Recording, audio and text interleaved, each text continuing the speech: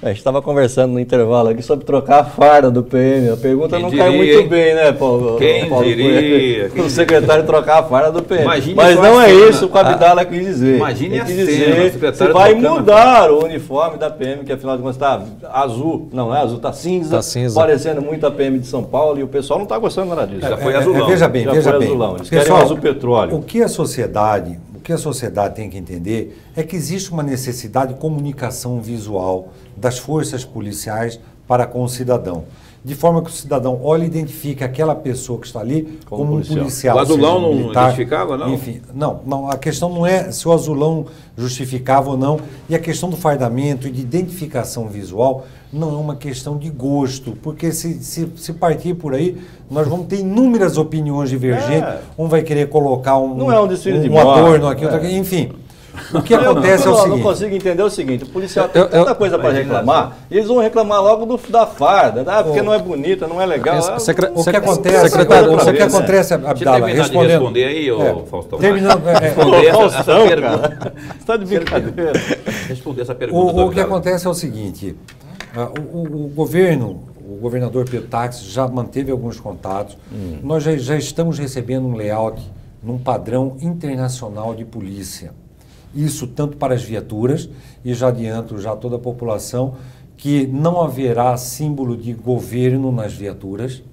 Ótimo. O símbolo é um padrão internacional de polícia para que a gente acabe de uma vez por todas com essa farra, onde se muda o governo tem que reestilizar com custos pesados para o bolso do cidadão, custo desnecessário.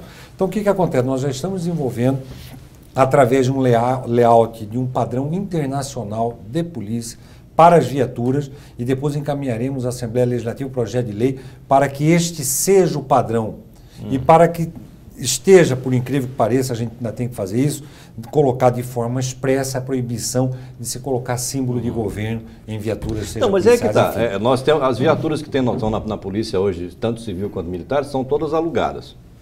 Ou estou errado? Todas alugadas. Todas alugadas. Se gasta muito mais. Gasta-se muito com isso. Vai manter os aluguéis. Se gastou também para fazer esse layout. Todas elas são plotadas. Hoje o que se gasta é com a locação. Mas se quiser mudar o layout, aí a secretaria tem que pagar. Quer dizer, vai ter outro custo. Não, mas o custo vai trocar para não trocar mais. Para colocar o padrão internacional. E o senhor de polícia. vai continuar com viaturas alugadas? O senhor acha uma boa esse negócio de alugar viaturas? Ou o que se gasta para alugar a viatura não seria mais interessante? Veja bem, e na mesma pergunta. A princípio.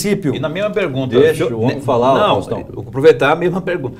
Na mesma pergunta aí, nessa transição aí, se o senhor acompanhou, está acompanhando aí, já se sabe quanto que o governo está gastando com aluguel ou com locação de viaturas? Veja bem, Paulo André, é por isso que, na verdade, eu acho que esse não seria um momento ideal de eu estar aqui sentado dando entrevista, porque eu ainda não tive prazo hábil para me aprofundar o senhor está com tanta intensidade. Tem a transição. Exatamente, não, tem a transição, mas o que acontece é o seguinte, a princípio, a locação ela é muito mais vantajosa. Lógico que nós Você vamos não tem fazer... gasto com manutenção. Vocês todos aqui se lembram do que foi a Oficina Única do Estado de Mato Grosso. Entende? Dispensa comentários e é uma dificuldade, é um departamento a mais para ser administrado, enfim, é uma ponta a mais que acaba do cabo que fica descoberta, enfim. A princípio, a locação não é das piores situações. O que é necessário fazer é um levantamento para saber se esse contrato se ele é um contrato real, se o preço está sendo praticado ali é um preço honesto, se isso é viável. Mas o sistema de locação por si só ele não é um sistema ruim. Porque eu não tenho certeza, secretário, mas me parece, tá aqui. Não é toda a manutenção que é garantida por quem loca o veículo. Parece que tem alguns itens que não entram nessa manutenção. O militar capotou a viatura, isso aí já não vai cobrir, o governo vai ter que ir lá e arcar. Parece que tem esse tipo de situação. Eventuais situações atípicas não é uma manutenção completa. Eventuais situações atípicas que possam ocorrer dentro da vigência de um contrato, são situações que elas podem ser reanalisadas e rediscutidas, para que esse contrato possa ser prorrogado. Entendeu? Então, eu acho que a questão não é essa, se isso assim ou é assado. A questão é o modelo. Se esse modelo funciona, se e esse o custo-benefício também, né? Exatamente. O senhor acha que esse modelo é o mais adequado? Por enquanto, Então, eu a acho. tendência Nós vamos analisar isso. se manter esse modelo. Mas vamos analisar isso com maior critério, com maior detimento, para que nós possamos realmente nos convencer de que essa é a melhor saída.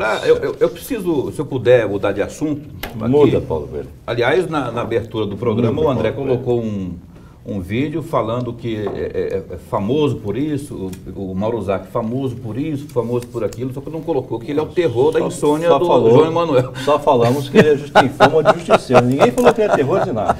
Isso é você que está falando. Você falou, famoso com um monte de coisa. Você falou, admite. Eu não falei, foi o Pedro que falou que ele é justiceiro, só mais nada. Antes de ser convidado para ser secretário de Estado o senhor está inventando, de Segurança Pública, o senhor já estava cotado, aspirava, né, a ida para a Procuradoria-Geral de Justiça. Era um plano A ou plano B? Qual que seria o plano A, qual que seria o plano B entre a Procuradoria-Geral de Justiça e a Secretaria de Estado de Segurança Pública? E aí eu vou emendar a pergunta do Paulo. A definição do governador Pedro Táxi pelo seu nome para ser secretário de Segurança só ocorreu, a definição pública só ocorreu depois da definição do MP, onde o senhor acabou não tendo sucesso. Foi um prêmio de consolação do governador para o senhor? Não, de forma alguma. Até porque o governador não possui ingerência no Ministério Público. O que aconteceu foi que havia um projeto institucional com vários colegas no sentido de lançar uma candidatura ao cargo de Procurador-Geral de Justiça. Não é? Isso era um projeto institucional, esse projeto foi amadurecido até de última hora, assim, de forma mais apressada com os colegas, mas era um projeto.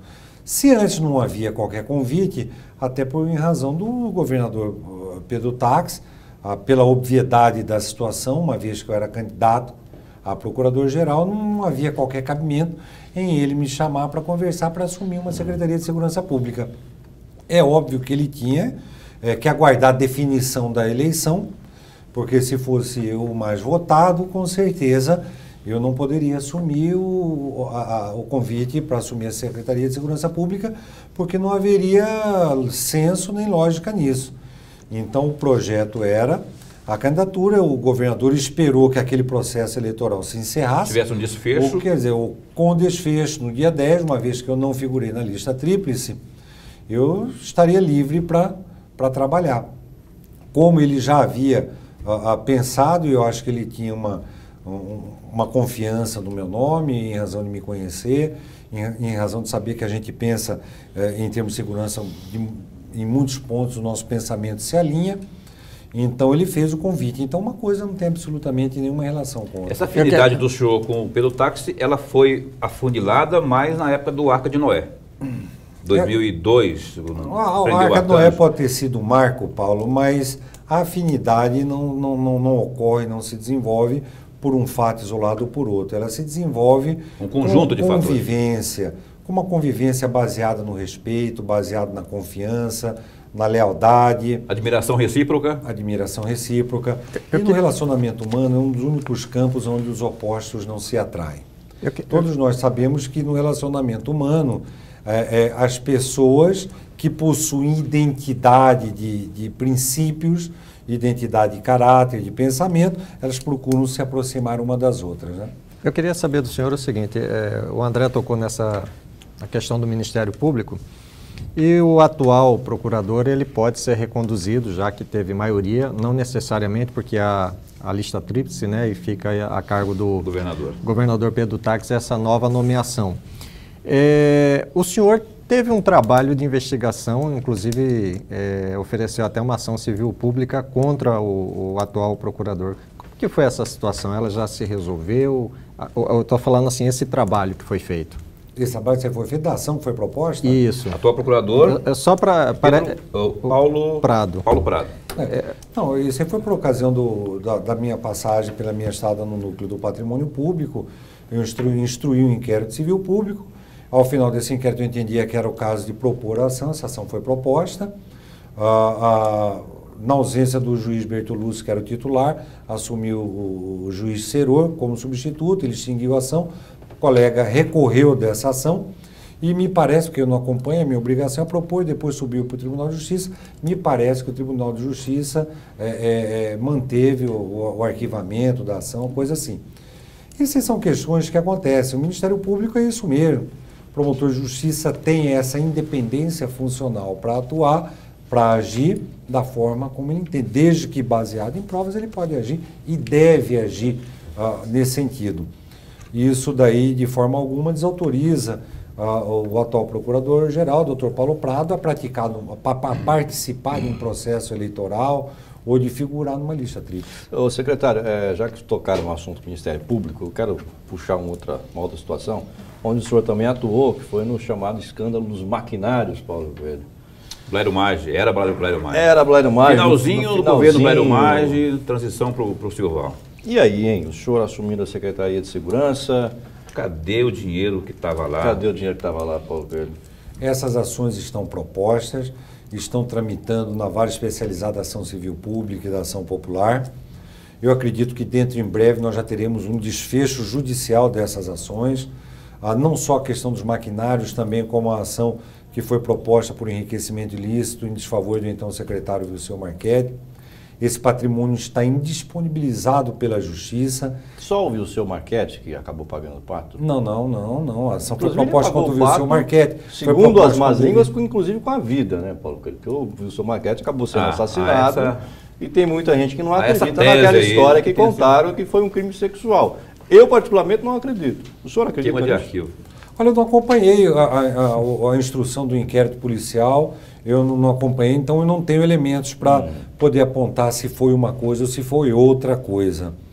O que eu posso dizer, e isso sim eu acompanhei e instruí, é que o patrimônio que foi amealhado por ele durante a sua gestão enquanto secretário de Infraestrutura, no estado de Mato Grosso, é um patrimônio completamente incompatível com os vencimentos de um secretário de Estado. Absurdo. Absurdo. Hoje pode beirar os 60, 80, até 100 milhões de reais. Fazendas, gado... Esse patrimônio está indisponibilizado pela Justiça e eu tenho certeza que a Justiça também dará um destino, finalizará essa ação muito em breve para que o estado de Mato Grosso possa ter de volta, ser ressarcido com todo esse patrimônio. Ele morreu. E os outros? Tem o Geraldo De Vito, que está respondendo também a ação no escândalo de maquinário. Está com a situação bloqueada também, com patrimônio? Eu acredito que sim, porque eu não estava atuando agora no patrimônio no acompanhamento judicial dessas ações. Eu estava atuando na instrução de inquéritos e propositura dessas ações. Para quem não sabe, essa turma participou do chamado escândalo dos maquinários, que foi no final do governo Blairo Maggi, num programa chamado MT 100% equipado, né, Paulo Coelho? No que aí o Pedro Táxi fala que é 100% equipado e 30% roubado. Né? Falava pelo menos. Secretário, o senhor também esteve ainda no Ministério Público em relação à Operação Aprendiz. Só concluindo aqui, essa turma roubou do Estado, do seu bolso, 44 milhões de reais na compra daqueles equipamentos. Essa é a turma do maquinário. Agora, a turma do Aprendiz. Para concluir o raciocínio aqui. Operação Aprendiz, lá da Câmara de Vereadores. João Emanuel. Quando o Ministério Público trabalha nessas investigações e sempre tem um político envolvido, fala-se que isso tem um laço político por trás. Como que o senhor trabalhou no Ministério Público, trabalha ainda? Como que o senhor vê essa situação quando tentam ou colocar um outro desfecho? Ora, Bidala, todas as pessoas que são envolvidas nesses escândalos, e ainda notadamente quando o Ministério Público, a Delegacia Fazendária, enfim, as forças de inteligência que trabalham contra a corrupção, enfim, quando essas forças trabalham, elas conseguem produzir provas robustas de tal maneira que elas são quase que irrefutáveis, incontestáveis. Se a pessoa investigada não tem como contestar as provas que foram produzidas contra si e assim não tem como negar os fatos que lhe são imputados, o único argumento que resta é dizer que está sendo perseguido em razão de qualquer interesse político. O Ministério Público, já que nós estamos falando do Ministério Público, não é um órgão político. O Ministério Público não investiga pessoas, investiga fatos. E esse é o tipo de argumento que geralmente é utilizado por quem não tem como mais justificar. Né? E não só nessa operação, como várias outras operações. Eu, inúmeras vezes, já fui atacado por investigados, pois diziam que tinha interesse político, porque tinha interesse pessoal.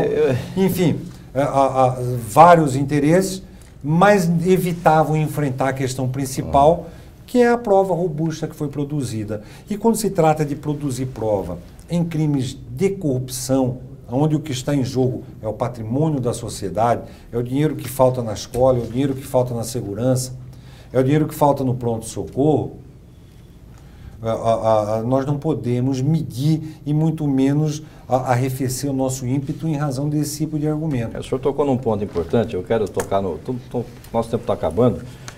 No último caso aí que o senhor propôs uma ação e que agora teve a conclusão não, o desfecho, né, Abdala, que é o ex-procurador, ex-defensor-geral, o André Prieto, que acabou sendo exonerado do cargo recentemente pelo governador Silval Barbosa.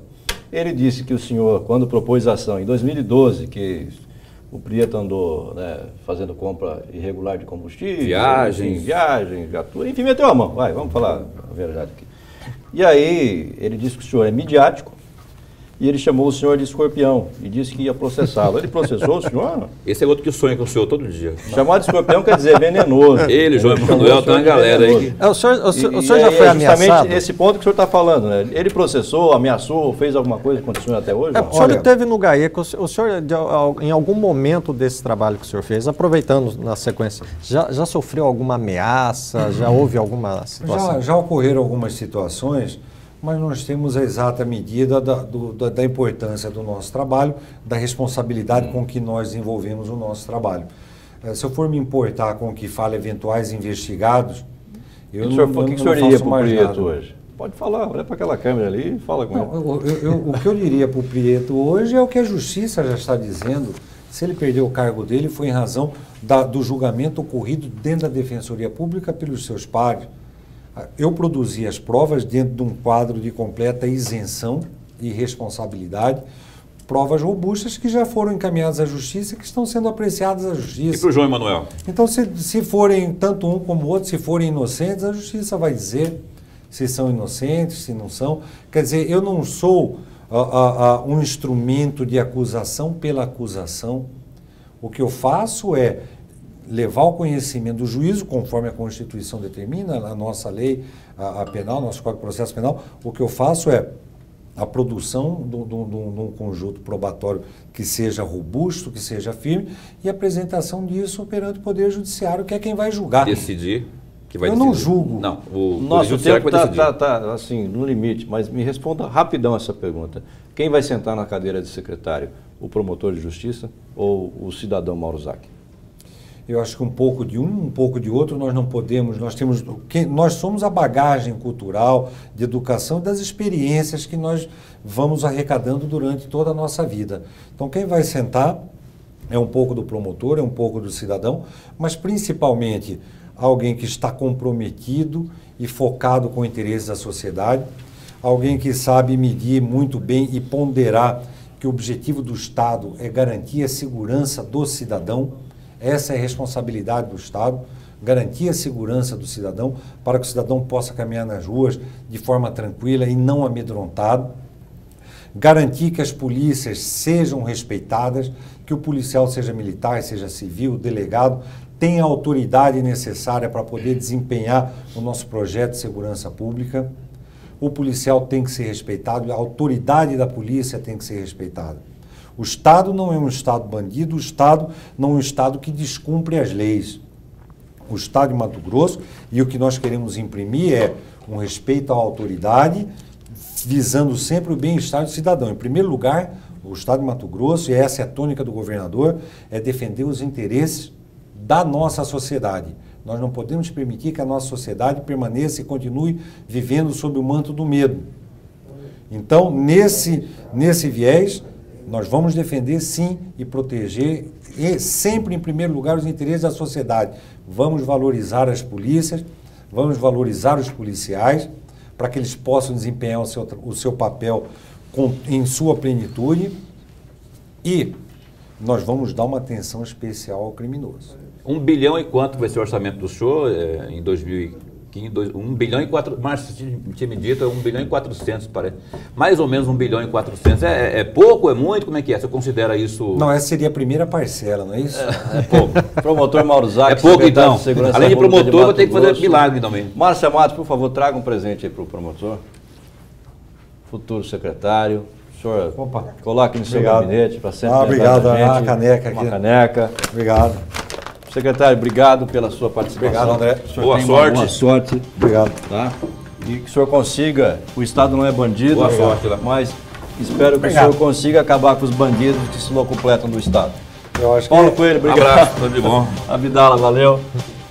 Gente, obrigado a você em casa. Tenham todos uma ótima noite. Uma ótima noite de Natal em família na próxima quarta-feira. Nós voltamos no próximo domingo, no mesmo horário, às 10 da noite, aqui na TV Pantanal, canal 22. Boa noite, boa semana e até domingo. Tchau. Conexão Poder. Oferecimento Unimed Cuiabá. Carinho é o melhor presente de Natal.